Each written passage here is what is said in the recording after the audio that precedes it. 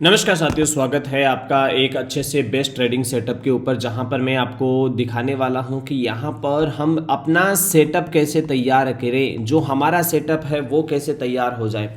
यदि हम लोग अपना सेटअप को तैयार कर लेते हैं तो हमें अपने सेटअप पे ट्रेड लेने में बड़ा मज़ा आता है। तो हम क्या करेंगे, यहाँ पर अपना सेटअप तैयार करते हैं। हम लोग ये चूज़ करेंगे 48 एक्सपोनेंशियल मूविंग एवरेज ईएमए, और वो एक हाई का होगा और एक लो का होगा। जो लो होगा ये हमारा एग्जिट प्लान कर देगा और जो हाई होगा हमारा ये एंट्री प्लान कर देगा। बस हमें और कुछ चाहिए ही नहीं इसके अलावा। बस इसी सेटअप पे मैं सारे ट्रेड करता हूँ। इसी सेटअप से हम क्या कर सकते हैं, क्रिप्टो में ट्रेड कर सकते हैं। इसी सेटअप से हम ऑप्शन में ट्रेड कर सकते हैं। इसी सेटअप से हम इन्वेस्टिंग कर सकते हैं भाई। इसी सेटअप से हम बहुत सारी चीज़ें, स्टॉक्स को एनालिसिस कर सकते हैं। अब कैसे कर सकते हैं वो मैं भी एग्जाम्पल के फॉर्म में दिखाता हूँ।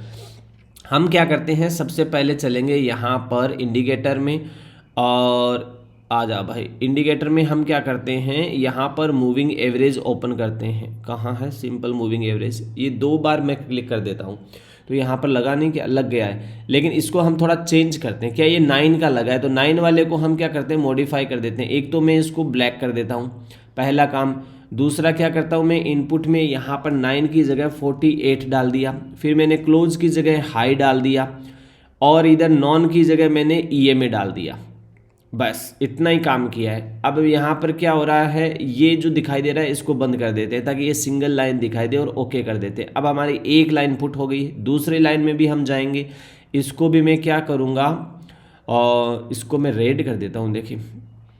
और इधर भी मैं क्या करता हूँ, 48 करता हूँ, 48 एक्सपोनेंशियल मूविंग एवरेज। ये इसको मैं लो कर देता हूँ, और यहाँ पर भी मैं ईएमए कर देता हूँ।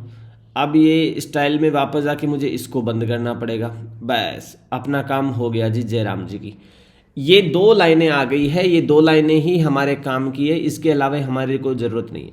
इसमें जो ये ब्लैक लाइन है, ये ब्लैक लाइन क्या शो कर रही है, हमें कर रही है एंट्री को शो, हमें एंट्री कर रहे हैं। और रेड लाइन है, ये क्या कर रही है, हमें एग्जिट का शो, कि हमें एग्जिट प्लान करना है। बस इतना ही काम करेंगे हम लोग, बस इतने ही से काम चला लेंगे। अब आपको ध्यान देना है, यदि किसी को इंट्राडे पे काम करना है, किस पे काम करना है, आप यदि इंट्राडे पे काम कर रहे हो तो इसको 5 मिनट, 10 मिनट और 15 मिनट पे यूज़ करोगे, और 1 आवर के कंफर्मेशन करोगे कि 1 आवर के नीचे चल रहा है तो हम नीचे की ट्रेड बनाएंगे, 1 आवर के ऊपर ट्रेड बन रहा है तो 1 आवर के ऊपर बनाएंगे। और यदि आपको लॉन्ग टर्म के लिए जाना है तो आप 1 डे का और 1 वीक का ट्रेड करेंगे सेटअप प्लान। और बहुत लंबी इन्वेस्टिंग करनी है तो आप 1 मंथ भी यूज़ कर सकते हो, कोई बड़ी बात नहीं है। तो अभी आप क्या करते हैं, देखो मैं करता हूँ ट्रेडिंग, तो साफ साफ बात है कि मेरे को यूज़ होता है 15 मिनट का सेटअप, मैं बहुत अच्छे से उसको फॉलो करता हूँ। बाकी जयराम जी की, ये मेरे सामने कोई स्टॉक नहीं लगा हुआ है, ये एक लगा हुआ है सोल, जो हमारा एक क्रिप्टो कॉइन है। इसमें देखो यहाँ पर क्या है, एक ही चीज़ का रूल होता है बस। इसमें ये जो एंट्री जोन है ये हमारा एंट्री जोन है, ये हमारा एग्जिट जोन है। अब इसमें बहुत अच्छे लेवल पर यहाँ पर बाइंग, जैसे ही इन दोनों लाइनों के यहाँ पर ऊपर आता है तो आपको क्या करना है, दोनों लाइनों के ऊपर आते ही यहाँ पर दूसरी तीसरी कैंडल में रिटेस्ट जरूर करेगा, तो उसमें क्या करना है, आपको एंट्री बनानी है और छोटा सा एसएल लगाकर एग्जिट पोल कर देना है आपको। यही सब चीज़ें ऑप्शन में काम करेगा, यही सब चीज़ें स्टॉक में काम करेगा, ये चीज़ें इंडेक्स ट्रेडिंग में काम करेगा, सब चीज़ों में काम करने वाला है। अब यदि गिर रहा है तो गिरने के टाइम पे भी आप यहाँ पर भी अपना एग्जिट प्लान कर सकते हो बहुत अच्छे लेवल पर। तो ये सब चीज़ें मैं आपको और चीज़ों में भी दिखा देता हूँ। आप कहोगे कि निफ्टी में काम कर रहा है, देखो जी पहले तो हम दिखा देते हैं आपको बीटीएस भी। ये क्या है, बिटकॉइन है, बिटकॉइन के ऊपर अच्छे से काम कर रहा है। बहुत छोटे छोटे एसएल होते हैं, बड़े डेंजरस एसएल नहीं होते। आपको इथेरियम में काम कर रहा है, 100% काम कर रहा है। डोजी में काम कर रहा है जी जरूर कर रहा है हुजूर, ऐसा कुछ नहीं है। आप देखो कितना प्यार से बन रहा है। अब आप कहोगे कि नहीं नहीं निफ्टी में चलो, निफ्टी में देखते हैं, चलो जी निफ्टी में देख लेते हैं। ये रहा अपना निफ्टी इंडेक्स, अपने निफ्टी इंडेक्स में भी वैसे ही काम कर रहा है, कोई बड़ी बात नहीं है। 5-5 मिनट के ऊपर भी ट्रेड करोगे ना तो भी बन जाएगा, और ये ट्रेड कंफर्मेशन होता है। अब ये फ्लक्चुएशन क्यों आ रही है, क्योंकि ये अनस्टेबिलिटी कंसोलिडेशन जोन में चल रहा है एक तरह से।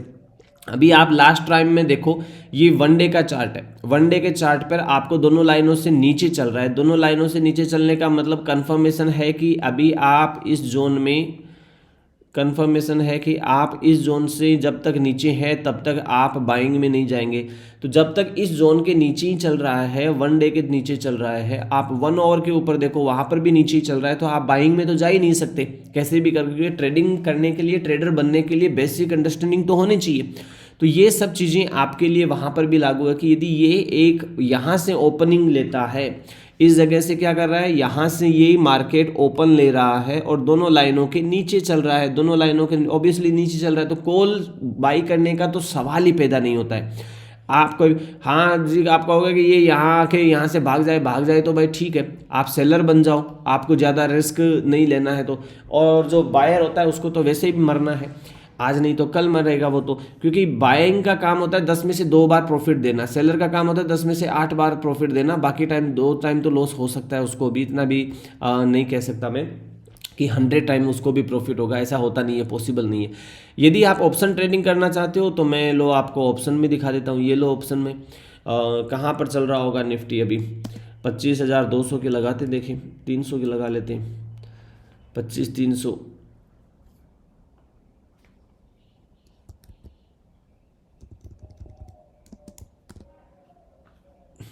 आया नहीं क्या इसमें,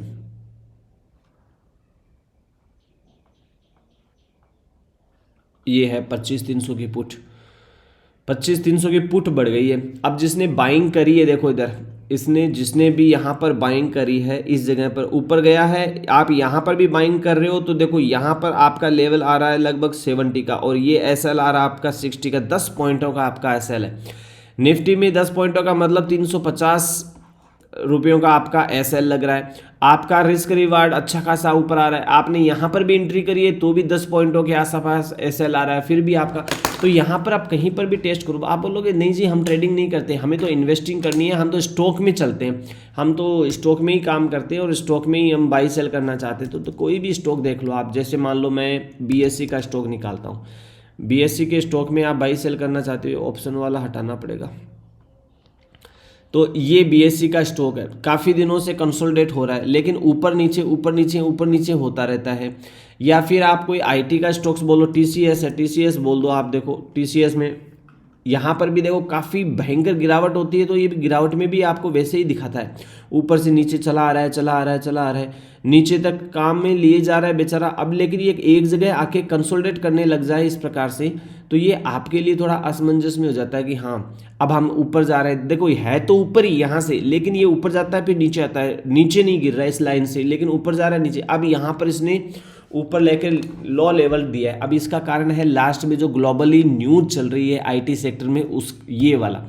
तो अब हम क्या करेंगे, हमें एक ऐसा स्टॉक देखना होगा जो इनसे रिलेटेड नहीं है, कोई भी कैसा भी हो सकता है। आप गोल्ड में ट्रेड करो तो भी वहाँ पर भी ये काम कर जाएगा अच्छा से, देखो गोल्ड में भी काम कर रहा है, सिल्वर में भी काम करेगा, लेकिन आपको इसके ऊपर काम करना पड़ेगा।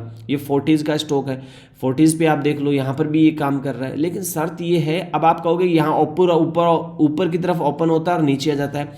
अरे भाई 100 में से 100 टाइम वो चीज़ें अवेलेबल नहीं होती है। आपको लॉन्ग टर्म में जाना है तो आप शांति के साथ बैठो और स्विंग ट्रेडिंग लेके जाओ। यदि आप गलत हो जाते हो स्विंग ट्रेडिंग में तो कैपिटल लॉस नहीं होगा, बैठे रहने दो, उसको शांति से रहने दो, छोटे छोटे प्रॉफिट्स बुक करो, अपने कैपिटल को बड़ा करो, लेकिन शांति से लॉस मत खाओ। आप पहले लर्न कर लो, लर्न करने के बाद अर्न करोगे।